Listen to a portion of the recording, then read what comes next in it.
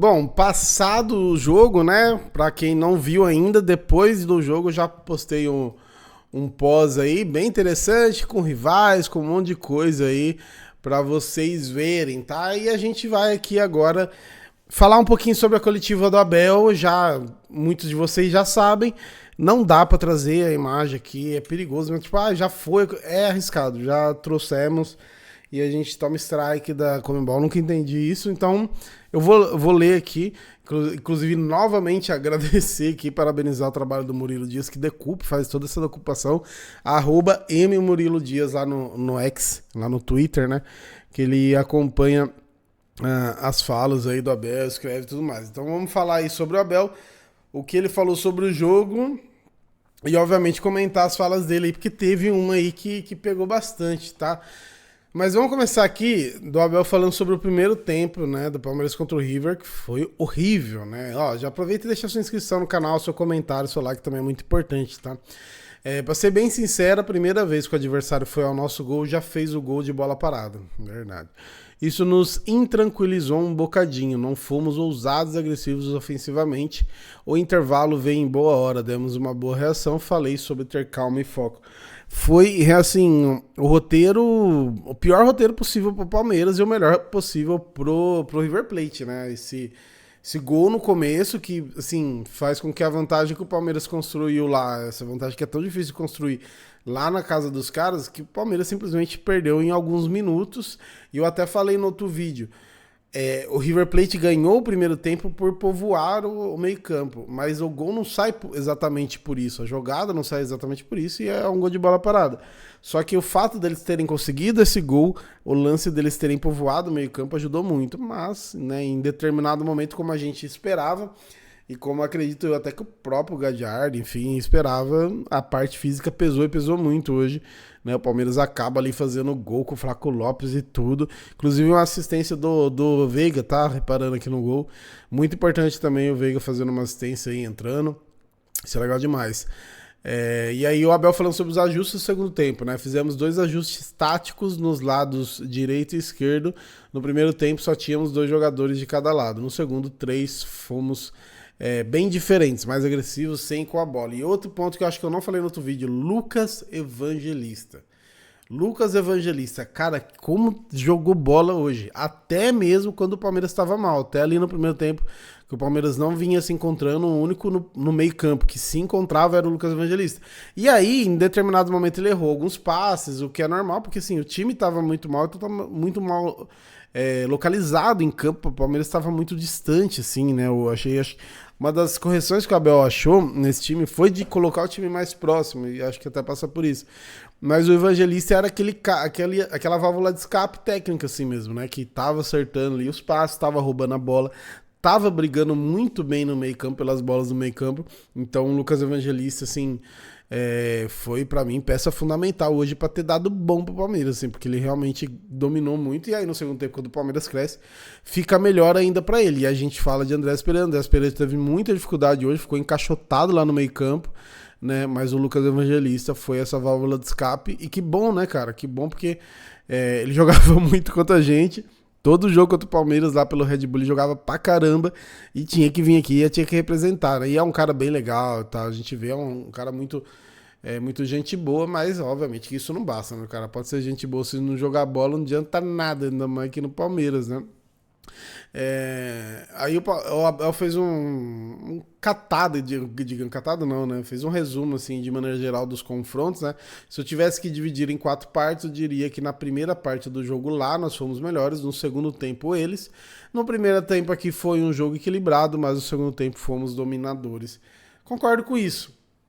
Porque assim, eu falei isso, o River Plate ele dominou o Palmeiras, ele ganhou outras ações, mas ele não ameaçava tanto, né? Teve o gol, como eu falei, que nem tem a ver muito com o lance das jogadas do meio campo, e um lance lá depois, lá no final do primeiro tempo, que o Everton faz um gol, né? Que ele faz uma defesa absurda ali, cara a cara com ele. O Everton ele é muito bom nesse X1, né? esse cara a cara, esse enfrentamento contra o atacante. Mas o River Plate não tava igual aquele jogo, né? Aquele jogo da Libertadores 2020, que o River Plate é o tempo todo atacando, a gente não respira. Não, o River Plate tava dominando o meio campo, mas não tava, né, dominando as ações ofensivas tanto assim. O Palmeiras teve algumas chances no primeiro tempo, mas aí no segundo tempo virou, né? No segundo tempo ficou muito claro. Ficou muito claro no final do primeiro tempo, já que o Palmeiras consegue trocar um pouquinho de passes, que era só colocar a bola no chão, mano. Só colocar a bola no chão que ia dar bom, e deu, né? O Palmeiras é muito melhor que esse River Plate. Deixa eu ver aqui uma fala aqui, ó. Ele falou sobre a torcida, a gente vai falar sobre a torcida.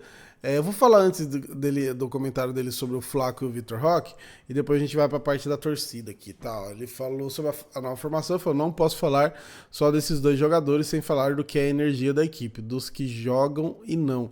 É fácil perceber quando os torcedores estão conosco, mas às vezes cantam nomes de jogadores, outras não. Ou acreditamos no Palmeiras ou não vale a pena, né? Ele falou isso, aí ele entrou aqui. O chiqueiro pega fogo, pega. Quando você ouve o hino e começa a arrepiar, você sente, ok, estamos prontos para fazer um grande jogo. Isso ajuda imensamente, nós precisamos dele. Aí, depois ele vem aqui, né? Abel Ferreira, sobre a brincadeira de Flaco, foi para a seleção e voltou Messi. Daí ele falou, menos, o Brasil é especial, mas não podemos ser 8 ou 80. Vocês sabem bem o que a torcida fez comigo, eu sou o mesmo, mas não esqueço do que fizeram, do que me chamaram. Está marcado, sangra por dentro. Já falei que o que eu faço é dar o melhor que sei. Então o Abel, ele foi ali falando da torcida, falando da importância da torcida no estádio, até relembrar, né, que a torcida criticou bastante ele. Aí realmente foi o que aconteceu. E aí, se eu tivesse aqui, quem sou eu para dar um conselho pro Abel Ferreira, né, mano? Quem sou eu para dar um conselho pro Abel Ferreira? Mas se eu tivesse que falar alguma coisa, eu falei assim: Abel, não é exclusividade sua. A gente teve aqui Luxemburgo, Vanderlei Luxemburgo, que é um dos grandes técnicos da história do futebol brasileiro, um revolucionário do futebol brasileiro, que foi muito criticado em diversos momentos. A gente tem o Felipão, que até a chegada do Abel talvez fosse depois do Oswaldo Brandão, o grande técnico do Palmeiras, ou até mais, porque pega um pouquinho de identificação também, né? Mas assim, o Felipão, que teve, né, uma história absurda pelo Palmeiras, também foi criticado quando teve que ser criticado. E aí chegou a vez do Abel, né, cara? O Abel que ganhou tudo que ganhou. Contra o Corinthians teve aquela cena, né? Aquele momento muito ruim, que eu confesso assim, foi uma sensação muito ruim quando eu assistia, porque me deu realmente uma sensação de fim ali, sabe? Uma sensação, puta, ferrou assim, a torcida fazendo seu protesto normal e o Abel respondendo desse jeito, né? O que vai rolar agora depois disso, né? Então eu confesso que enquanto eu assisti aquele jogo, eu tive essa sensação de final mesmo, de ciclo, de momento do Abel. E por fim não, né, cara? Por fim, pelo menos por enquanto deu tudo certo. Eu trouxe aí no outro vídeo que a Leila quase que garante o futuro do Abel, aí falando que o novo contrato tem 2 anos aí, né, cara? A gente espera... Inclusive, ó, tem uma fala do Abel aqui sobre a Leila. Nunca na vida tive uma líder como ela. Eu sou um sortudo, felizardo. O Abel aí muito feliz com a Leila, né? Eu tô falando aqui com vocês e caçando pra ver se tem mais alguma coisa. Tem a fala também do Lucas Evangelista aqui. O diferencial aqui é a qualidade do ambiente, não tem vaidade, não tem ego. Isso é muito importante também, né, cara? Pra gente falar dessa questão aí de Lucas Evangelista e Andrés Pereira, porque se questionava muito, né, se o Andrés ia pegar a posição do Evangelista. Por fim, os dois estão jogando junto.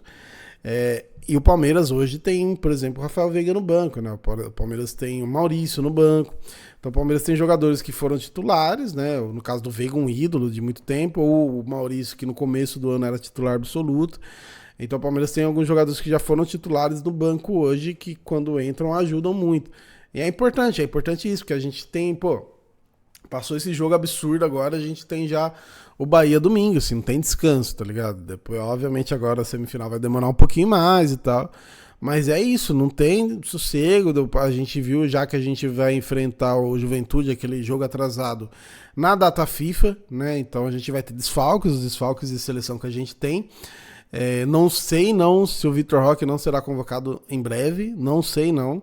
Eu acho que o Andrés vai continuar, né? Ele foi na última por causa de um corte, deve continuar. E eu acho que o Vitor Roque vai ser, pelo menos, ter alguma oportunidade em algum momento. E aí a gente vai precisar muito do elenco, né? Vai ser diferente de quando a gente poupa e pode colocar durante, igual foi contra o Fortaleza. Poupou, mas aí durante o jogo coloca os caras e eles mudam o jogo. Na data FIFA aí, provavelmente, a gente não vai ter boa parte aí dos jogadores, então, além dos caras não estarem ali, né, no time titular, também não podem entrar durante para ajudar. Então, a importância do elenco, né? Mas aí a fala do Abel em relação à torcida, né, cara? Vamos ver como que isso vai reverberar, porque realmente ele se mostrou bem chateado, né? Mas, cara, assim, é o que eu falei, o Abel já passou. O que ele passou não é muito diferente do que o Felipão e o Luxemburgo passou, e ele, inclusive, é um grande fã do Felipão, né? Então, assim, não é exclusividade dele, ele tem que ter isso na cabeça. Se isso, né, realmente pegou mal, magoou demais, ele, não sei se isso vai contar para uma renovação, né? Não sei se isso vai contar para uma renovação, mas ele também tem que ser honesto em relação à torcida do Palmeiras e lembrar que quando a torcida do Palmeiras teve que dar moral, deu também, fez mosaico, fez isso, fez aquilo. Ele até em pouco tempo atrás era uma unanimidade aí no Palmeiras, mas hoje nem tanto, né? Mas é isso, cara. A coletiva aí do Abel Ferreira tinha que trazer os pontos importantes que ele falou, né? Infelizmente eu não posso trazer ele falando e tal. Mas é isso, é legal até pra gente ir trocando uma ideia durante, beleza? E tem um vídeo aí já do pós, tá? Analisando o jogo. Então se fala do Felipe Melo, então se fala dos rivais, fala da Leila, muito importante, beleza? Deixa a sua inscrição que ajuda demais. Se inscreve aí no canal, deixa seu like. E eu tô postando esse vídeo aqui 1 e pouco da manhã, mas obviamente aí que ao longo do dia depois dessa vitória terão mais vídeos, beleza? Tamo junto.